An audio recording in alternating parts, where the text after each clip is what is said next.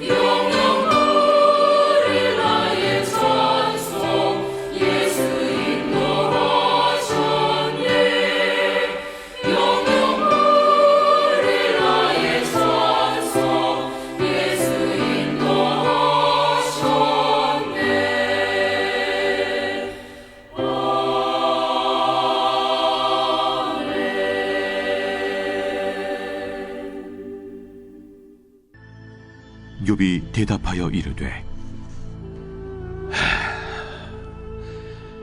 오늘도 내게 반항하는 마음과 근심이 있나니 내가 받는 재앙이 탄식보다 무거움이다. 내가 어찌하면 하나님을 발견하고 그의 처소에 나아가랴.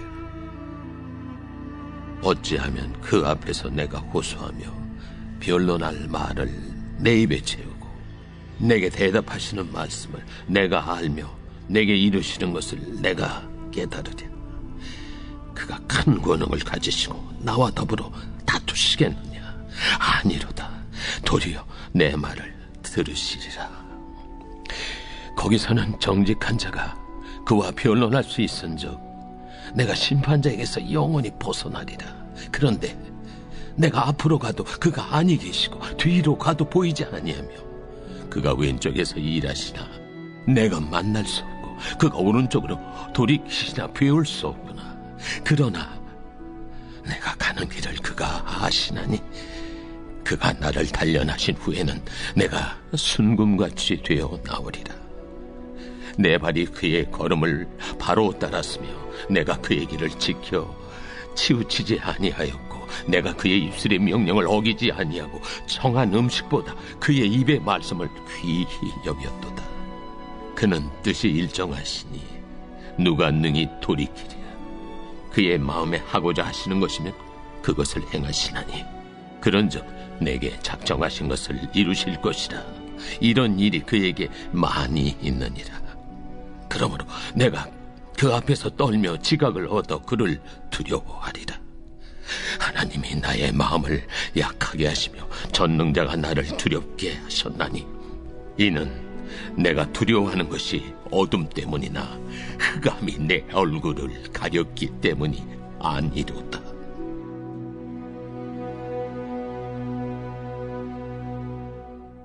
이 시간 함께 예배하시는 우리 사랑하는 성도님들의 오늘과 내일 가운데 하나님으로부터 은혜와 평강이 풍성하기를 기도합니다. 무신론자인 한 대학 교수가 성경을 읽고 있는 어린 소년을 놀리기로 결정했습니다. 어린 소년의 믿음을 실족시키려고 시도하던 그는 소년에게 이렇게 말합니다. 하나님이 어디 계시는지 이야기하면 내가 사과 하나를 준다고 말입니다. 그러자 그 소년은 하나님이 안 계신 곳이 어디인지 말씀해 주시면 제가 사과 한 박스를 드릴게요 라고 응수했다라고 하죠. 하나님의 무소부재하심은 신학의 가장 기본적인 진리 가운데 하나입니다. 성경은 하나님이 계시지 않는 곳이 한 군데도 없다라고 분명하게 가르치고 있죠. 그러나 신앙생활이 어려운 것은 살아가는 현장 속에서 하나님이 보이지 않을 때가 있으며 문제적 상황으로 인하여서 하나님께서 계시지 않은 것처럼 느껴질 때가 우리의 삶 가운데는 있다라는 것입니다. 오늘 본문의 욥의 상황이 그랬던 것으로 보입니다. 오늘 본문은 엘리바스의 세 번째 발언에 대한 욥의 반론입니다. 그의 소망이 있다면 하나님을 발견하는 것이었습니다. 3절 말씀을 보시면 내가 어찌하면 하나님을 발견하고 그의 처소에 나아가랴. 어찌하면 그 앞에서 내가 호소하며 변론할 말을 내 입에 채우고 내게 대답하시는 말씀을 내가 알며 내게 이르시는 것을 내가 깨달으랴 라고 말씀하고 있습니다. 욥은 하나님을 발견하고 싶었습니다.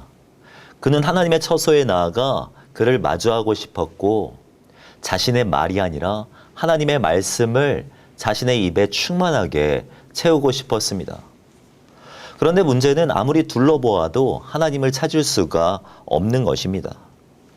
오늘 본문 8절 말씀을 보면 그런데 내가 앞으로 가도 그가 아니 계시고 뒤로 가도 보이지 아니하며 그가 왼쪽에서 일하시나 내가 만날 수 없고 그가 오른쪽으로 돌이키시나 배울 수 없구나 라고 고백하는 것을 볼 수가 있습니다.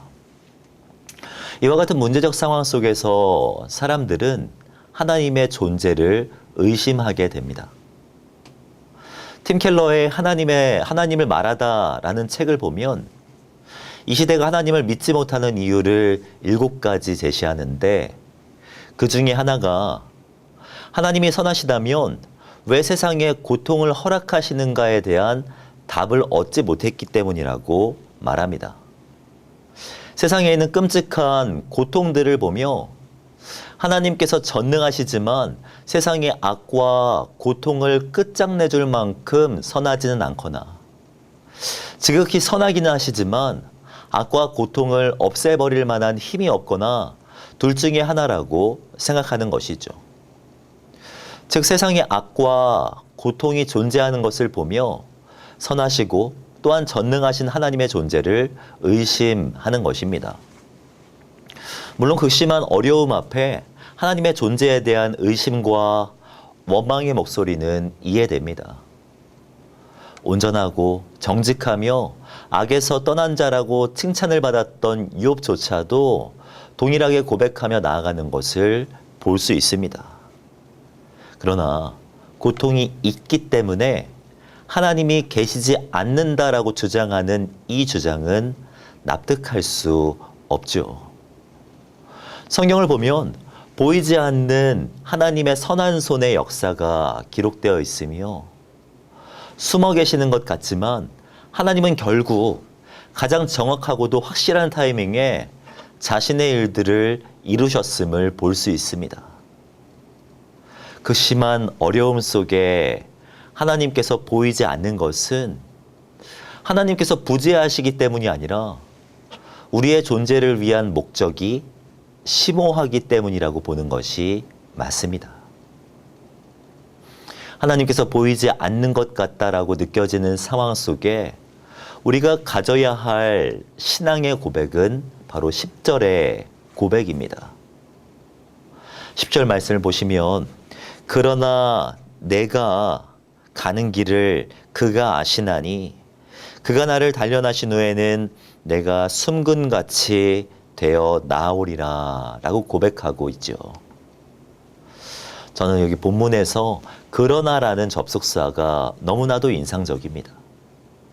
바로 앞절에서 욥은 앞으로 가도 그가 안 계시고 뒤로 가도 보이지 않으며 좌우를 둘러보아도 하나님을 배울 수 없는 자신의 상황을 고백했습니다. 그런데 이어서 욥은 그러나 하나님께서 안 계시는 것 같은 상황이지만 그러나 내가 가는 길을 그가 아시나니 그가 나를 단련하신 후에는 내가 숨군과 같이 되어 나오리라 라고 고백하고 있는 것이죠.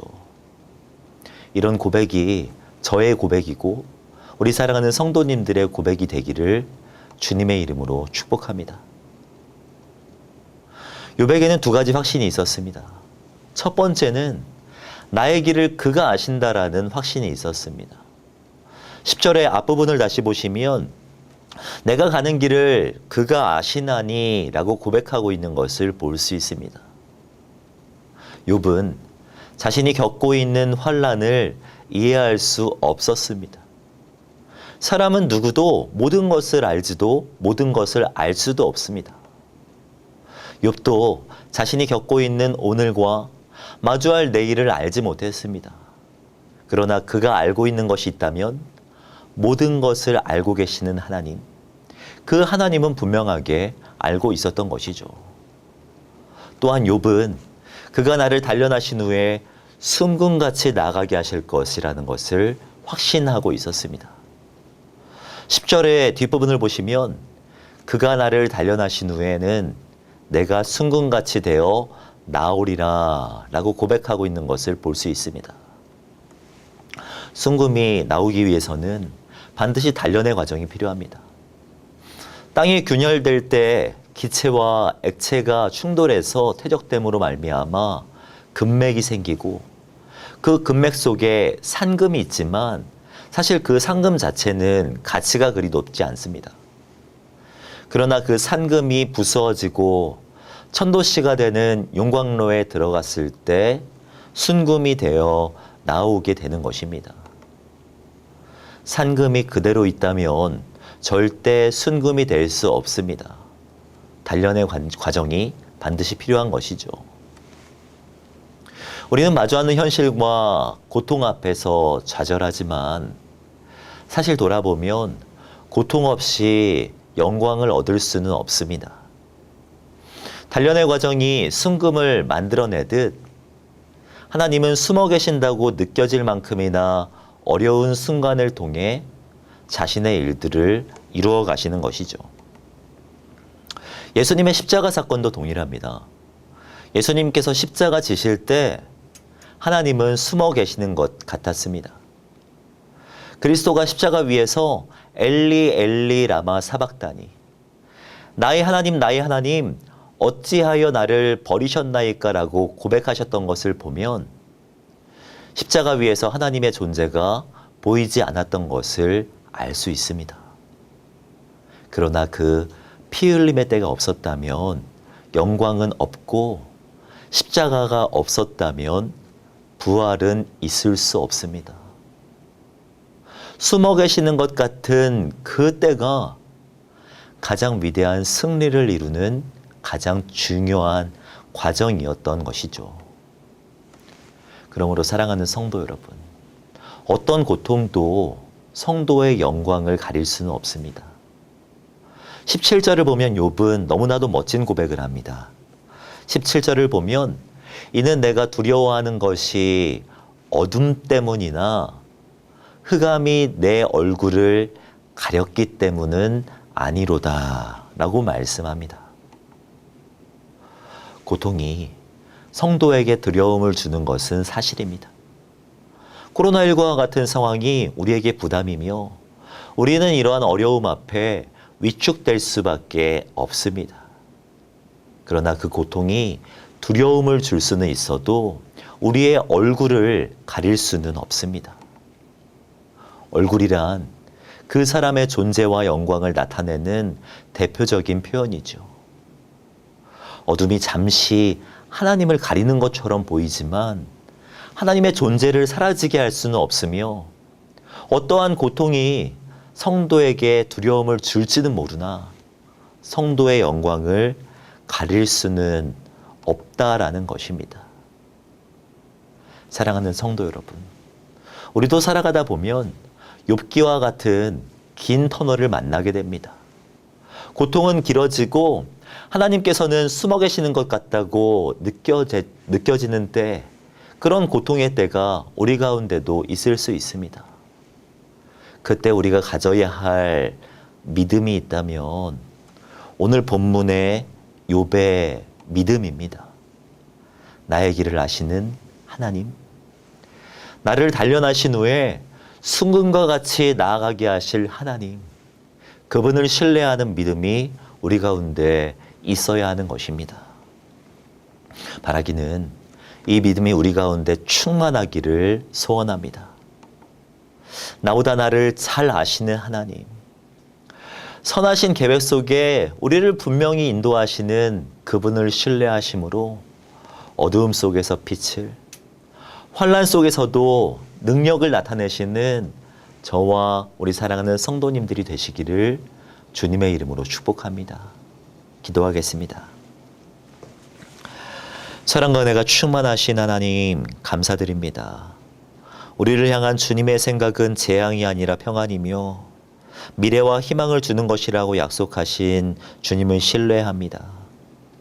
환난의 때에 주님이 계시지 않는 것 같다고 느껴질 만한 어려움의 때에도 주님을 더욱 신뢰하게 하시고 우리를 잘 아시는 하나님을 더욱 붙드는 우리들이 되게 하여 주시옵소서.